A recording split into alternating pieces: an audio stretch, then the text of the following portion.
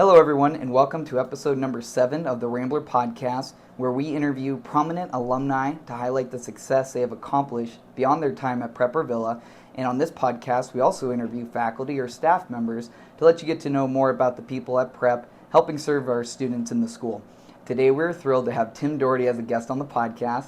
Tim is a 1998 graduate of Cathedral Prep and is the Vice President of Enrollment Management. This is Tim's 17th year as an employee and 5th year as a member of the senior administration team here at Cathedral Prep. Upon his time of graduation from Prep, Tim went on to Indiana University of Pennsylvania, where he graduated from in 2003. Immediately after college, he was then hired as a photojournalist for the NBC affiliate in Memphis, Tennessee. But after 3 years of working in television news in the summer of 2006, Tim was happy to return to his hometown and alma mater, working in admissions. In addition to admissions, enrollment, and student recruitment, Tim also oversees the international student program here. Tim lives in Erie with his wife, Hinako, and his son, Hiro, who is 1 year old. So we're very, very happy to welcome Tim to the podcast. Welcome. Thank you for having me. I've been hearing the podcast, and so it's very exciting to be part of the production. Yeah, absolutely. Happy to have you on. And little known fact for those listening is that so I graduated from Prep in 2011, and my 8th grade class would have came to Prep in the fall of 2007. I know we've talked about it before. My 8th grade class was the first class you actually brought in to come to Prep upon you working here. Yeah, it is super cool. I remember that. It was my first school year here when you were in 8th grade. That was the 2006-2007 school year.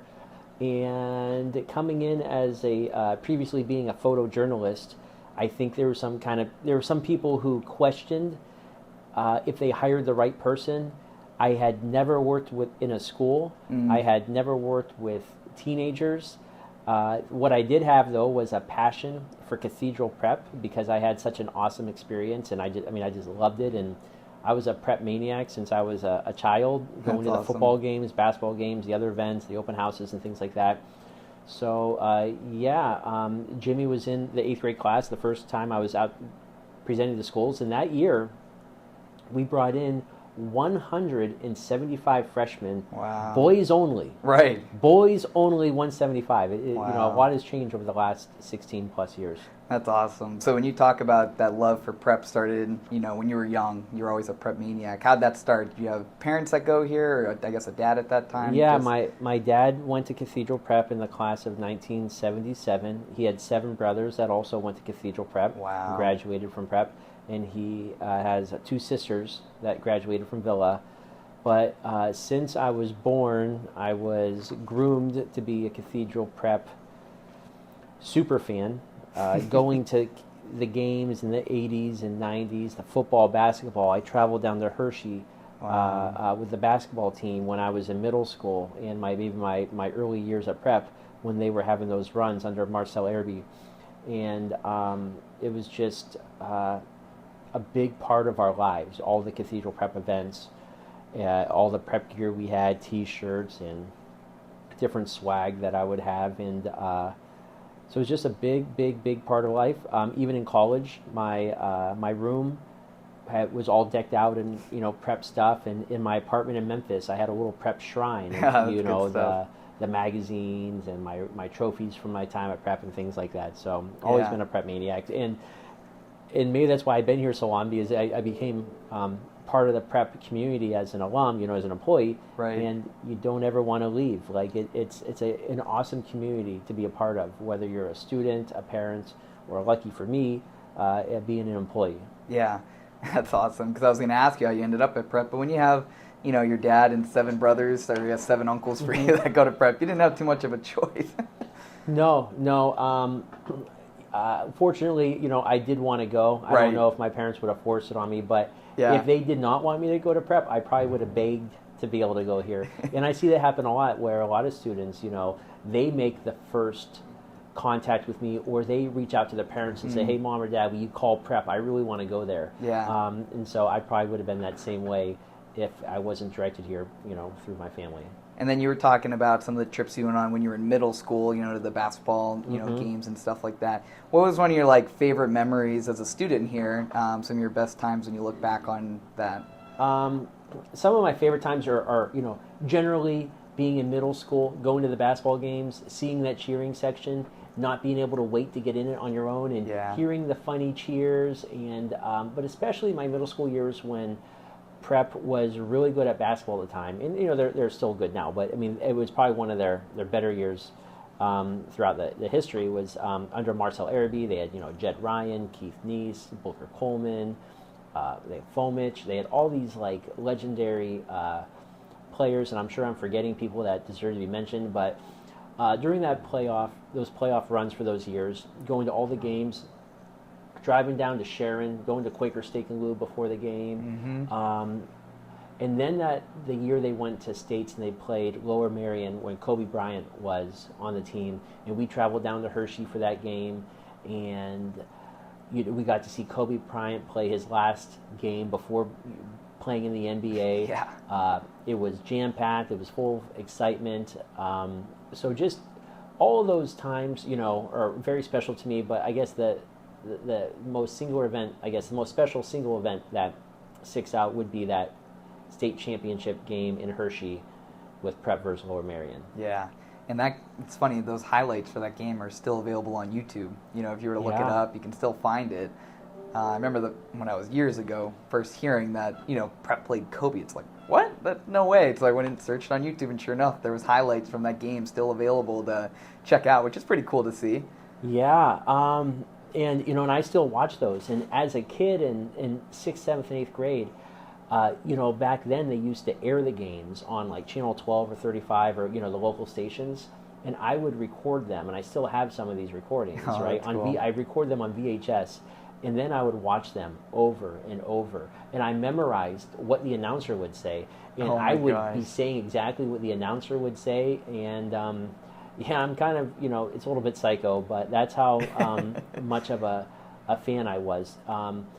One game that was especially exciting was when Prep played McDowell in the Western Finals. And I know that Prep and McDowell played for District 10. Winner goes on for the easier bracket. Loser goes on, plays the more difficult bracket. And Prep and McDowell both go on. Prep had the harder bracket. We traveled, followed them, every game. And then they play Prep McDowell Western Finals. This is back when it was like truly West and East. I think now it's a little bit more mixed up. But the game was back then. It was Erie Insurance Arena back then. It was the Erie Civic Center.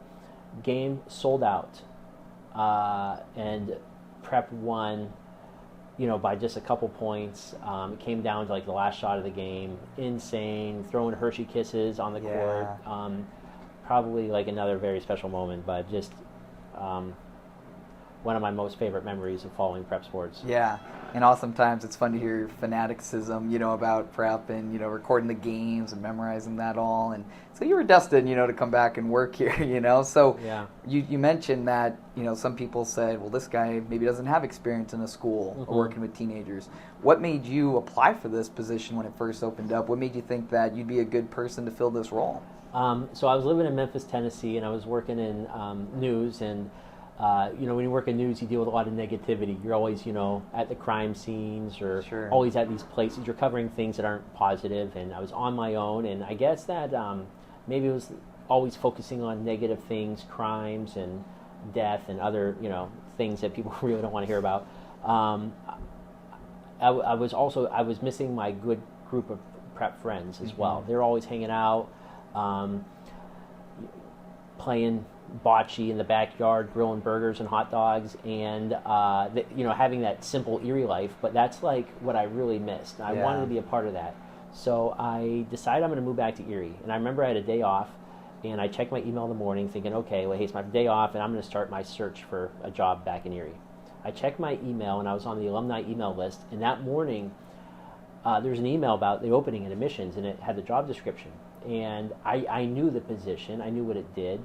And I thought, oh my God, I love Prep. I would be great. I could go talk to students and families about going to Prep. Right. So I applied for the job that day. I printed out my resume, FedExed it to Father Jabo. Then I emailed it to him too. Then I waited a week and called him and emailed, no reply. I waited another week and called and email, no reply. And probably 2 months later, I still hasn't heard anything. And I was almost disappointed. I'm like, I can't believe this. I can't believe Prep let me down and didn't reach out to me. Right. So it was later that summer. I'm driving up to Erie for a wedding, and I get a call from Father Javo. It's a Friday at like 5 p.m. And he says, hey, Tim, are you going to be in Erie anytime soon? I'd be considering maybe giving you an interview for this position. And I said, Father, you're never going to believe this. And I never met Father in my life at this point. Yeah. I said, you're never going to believe this, but I'm driving to Erie right now. He said, oh, well, can we meet for an interview on Monday? And I said, well, I'm driving up for the wedding Saturday, and I'm leaving to go back to Memphis on Sunday, so I can't. And he goes, well, let's meet on Saturday instead. So I skipped the wedding, and I went to the job interview instead of the wedding, and I had my suit because I was going to a wedding, and so I did make it to the reception, but I had like a 2-hour interview with Father Javo. He was wearing shorts and a t-shirt, if you can believe it, and it was a really good interview, and I think that there's a combination of things. Maybe he was desperate for someone to take the position. 2, he recognized my passion and my energy, and I went home the next week, or that weekend. A few days later, he offered me the job, and within 2 weeks, I sold all my belongings in Memphis and packed up my car and drove home. That's awesome. And, we're sitting in your new office now, so you haven't had a chance to, I'm sure, truly unpack and get all your prep memorabilia off. But anybody who's walked by your office where it was previously off the entrance on 9th Street, you walk in, you can just tell you're a prep fanatic with all the memorabilia up on the walls and everything. And so obviously he was right with deciding to hire you at that time, because that just... you could feel that energy and that passion for the school, especially when you do talk to the kids, I being one of them at the time who, could feed off that and say that. So now you're hired, and what were some of the challenges early on for you starting off in that role? Some of the challenges coming in fresh, working at Cathedral Prep, probably working with the students. Yeah. And I hadn't worked with teenagers. And at the time when I came here, I was 25. I turned 26 early on. So I was a lot younger, but I probably didn't know how to work with the students as good as I can right now. Yeah. It's a learning process, especially so when you're new at Cathedral Prep, it takes some time to adjust to Cathedral Prep, but also just young people in general. So that was one of the big challenges. Also the amount of time it took to do the job. It's a very time-consuming job.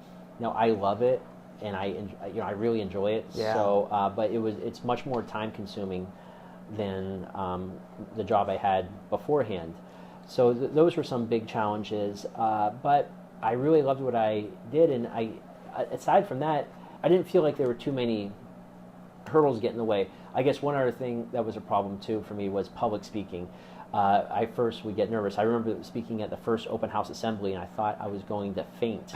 And I thought I was going to have a heart attack. Now I could talk in front of like 10,000 people and not care, you know? So kind of getting used to being a public figure. And also, I guess something else you have to keep in mind is when you work at Cathedral Prep, you always have to represent the school.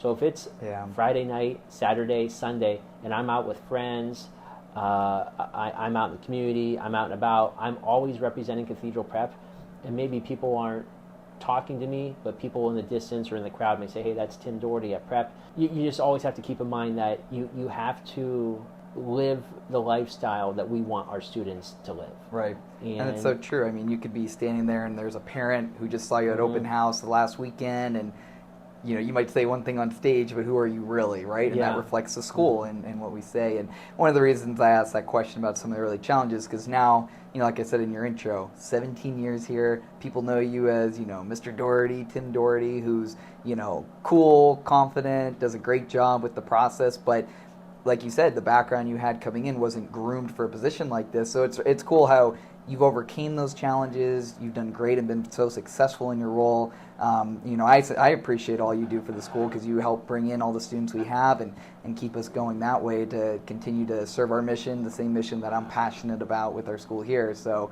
it's just neat to hear where you came from and now where you're at now looking back. And having said that, so now fast forward, right, 17 years later, you are on the senior administration team, where you have been serving for 5 years. How's that been, being on the leadership team of the school and being able to have more of a voice in terms of the overall direction that the school's going? Well, we're 5 years into that now, so I've gotten used to it, I suppose. But I remember when the change was first made, and I'm sitting on admin meetings, and people are taking into consideration what I had to say. Not that they never took into consideration what I had to say. I guess when you're on the senior admin, maybe you carry a little bit more weight, with some of your thoughts, opinions. Absolutely. I remember one time I felt strongly about something at an admin meeting, one of my first 2 or 3 admin meetings. So I was an administrator for a few weeks at the time. I didn't speak up. I just sat there in the meeting and just didn't say anything. And afterwards, I told a couple other administrators, I really disagree. I really think we should do things differently with this issue.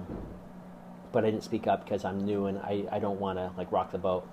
And someone came to my office and said, "Hey, Tim, your voice matters just as much as Bill Flanagan's or John Day, I think, who may have been here at the time, or any of these other administrators. Yeah. Just as much as Father Jabo or these other people that have been here on the admin for a long time. Your opinions matter just as much. Yeah. And just speak up." And I had to it took me some time to believe in that people really valued what I had to say. And not that they give me any reason not to. Right. But, I'm kind of a humble guy, and I'm thinking, I'm just Tim Dougherty, I'm just this, I'm just a regular guy. These other people are much more knowledgeable than me. Just now that your voice could be heard at that level of actually impacting the conversations of decisions that are made for the school and where it's going to be going and whatnot. Yeah, it was nice to know that people really valued what I had to say through my experience working in this office, working with families. And I do feel when I talk to the other administrators and our president, Kevin Smith, I kind of feel like I'm on the front lines. Yeah. I'm working with the students. I'm working with the parents. 100%. And I kind of feel like a mouthpiece for those people. Yeah. I want what's good for them. I want what they want, and I'm happy to speak up for them and help the families, help the students have the most positive experience they can. I really want people to leave Cathedral Prep being totally satisfied with every aspect of their experience. And I share with you that passion for prep. Mm-hmm. I've said in the podcast before, my dad being the baseball coach in the early 2000s, I mean, it was always for me, there wasn't ever a question in my mind I was going anywhere else. And I've just always carried that on to point for, people who didn't go to prep would joke with me about, my passion for prep. And I'm like, you just don't understand what it's like being there. And that's part of the culture, right, that you have a voice in creating, because like you said, you are on the front lines and you talk to these parents and students and everybody and whatnot. So what are some of the aspects of your job now in terms of that's most rewarding? And what does a typical day look like in your position and what you do? Some of the most rewarding aspects of my job are helping families send their child to Cathedral Prep. It wasn't financially easy for my family to have me and my brother go to Cathedral Prep, and I share that perspective when I work with families. I do everything I can to help every child that wants to go to prep make it happen, and almost always we can make it happen. Sometimes we can't, but almost always we can. And when I know that there's a good deserving student that comes from a great family and maybe financially there's a hurdle in the way, I will work day and night. I will work with the family. I will beg if I have to, but I will do whatever I can to see that child's able to attend Cathedral Prep. Most times it comes to fruition where that student attends prep and ultimately graduates. And to know that maybe I had a tiny, tiny role in helping that family make it happen, it makes me feel so good. I get to interact with the students who go to school here and the parents who are sending their children here. I get to see them years later. The kids will come back to me. They'll tell me the great things they're doing. Some of these students came in as average or below average kids, and now they're lawyers or business owners or have these amazing careers. Some of these families thought financially they would never make it happen because of the circumstances, and we exhausted the resources and made sure they applied for everything. And to see the kid walk in the halls, it just makes you feel so good to work for a good place that helps people achieve their goals and dreams for the future. Yeah. And so it's just so rewarding. A regular day at work for me? Yeah, like typically what are your responsibilities that you're doing on a day-to-day basis? What's it kind of a day in the life of Tim Dougherty kind of look like? Well, I tell a lot of people there isn't a typical day at Cathedral Prep, but I could just generalize it by I answer a lot of phone calls and emails from parents. I do a lot of planning of all our events. Right now I'm working on open house all day. This time of year I'm going to all the grade schools and doing visits, so I have to schedule those visits, work with the students, prepare their speeches. But I would just say, in generally, yeah, I'm handling a high volume of phone calls, emails, inquiries, processing applications, requesting and reviewing transcripts to determine acceptance decisions, and planning events and meeting with parents. So between now and the end of the calendar year, I will be focusing on getting students accepted. Yeah. Now, after January 1st, there'll be late applicants, and we work with those people. But the main focus between now and the end of the calendar year is to get as many kids accepted as we possibly can. Yeah. From January 1st until the first day of school, fall of 23, I'm working on helping families get that tuition as low as possible through the Cathedral Prep Financial Aid, the Diocesan, the GCAC, the Junior Achievement, the merit-based scholarships we have, and a number of other community resources. So I will be meeting with families, helping them complete their applications for tuition assistance, and just doing anything I can to make sure these families are connected with the sources of funding that are out there. So a lot of phone calls, emails, meetings, planning is pretty much what I do. Now, there is a lot of fun things too, because I get to hang out with the prep students, and they keep you young, they keep you active. But that's pretty much what I'm doing on a regular basis. And you mentioned the open house. Can you talk about when that is? What can we expect with the open house? Like, who's it for? All that kind of stuff. So the open house is Sunday, October 30th, from noon until 3 p.m. And the target audience would be 7th and 8th grade boys and girls who are interested in attending Cathedral Prep for high school. You don't have to know for sure you're going here, or you may even think you're going to another high school for sure. But any 7th or 8th grader that's going to high school in the Erie area, we ask that you check it out, because it's a huge decision you're about to make, and we want you to have information on all of your options. Although that the 7th and 8th graders are our primary target, because they're making the decision very soon, we invite any student. So if you're 1st through 6th grade and you want to get an early start on it, come check it out. A big number of 6th graders come in, and we have a handful of kids younger than that, but they're certainly welcome to. Also, some students in grades 9 or 10 or thinking about transferring usually come through. And then sometimes there's alums that come through, and they graduated years ago in the past, and they just want to check it out. And they're more than welcome to come to that event. So the event is for anybody that wants to learn more about attending Cathedral Prep, but the focus is going to be on those 7th and 8th graders. A lot of times, 7th and 8th graders don't look into all their options for high school. And it's funny, because if this same student was going to buy a new pair of headphones or get a new phone or some sort of tech gadget, they're checking out reviews, they're watching videos, they're talking to their friends who have these gadgets or whatever, and they put a lot of time and thought into it. And that decision isn't as important as where you go to high school, because where you go to high school is going to change the rest of your life. Yeah. The people at your wedding party and the people at your retirement party will be different because of this decision. Mm-hmm. And so we encourage everyone, no matter where you are with your decision, check us out. And this year particularly, because this is a brand new school. So whatever you think about Cathedral Prep, forget about it. Yeah. You maybe have these perceptions of prep in the past, forget about it.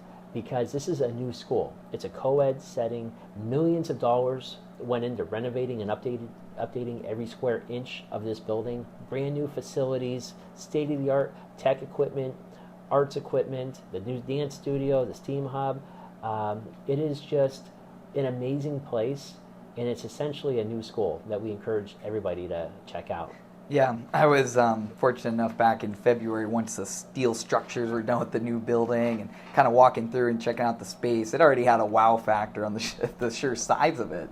Then you start getting the finishing done, and you start to see this place come together the way it is. And now, some of the videos of the students that you guys have put out there for the admissions video and things like that. It's just so cool to see how the space is interacting with the students, and all positive feedback that I've heard from teachers and students about their experience so far this school year with this co-ed school and this new building. It's just a really exciting time here at Cathedral Prep, and to echo what Tim was saying, definitely encourage anybody really, I was going to say 7th or 8th grader, but anybody that wants to come learn more about Cathedral Prep in this new school setting.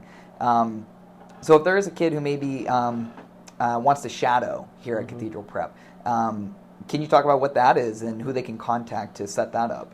Yeah, so shadow visits are a day where a student would come to Cathedral Prep and they would spend an entire day here from 8 a.m. to 3 p.m.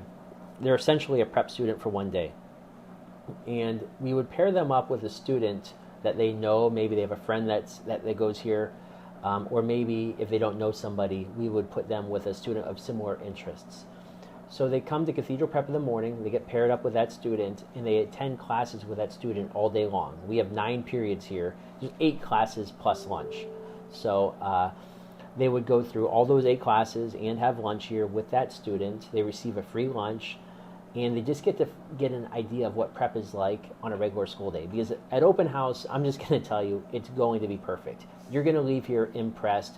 We know you're coming. We're going to have flowers. We're going to have signs. We're going to clean the building. It's going to be perfect. You're going to be impressed. But come on a regular school day. Check it out. And that's what the shadow visit's about. So it's just any regular day, students can come in. We do shadow visits November through May. You can shadow more than one. And that's where most students either decide if they want to go to Cathedral Prep or not. Most students do want to be a part of Cathedral Prep after that shadow visit. And it's kind of like test driving a car. If you're going to buy a car, you're probably going to test drive a few models. Choosing a high school is much more important than choosing a vehicle.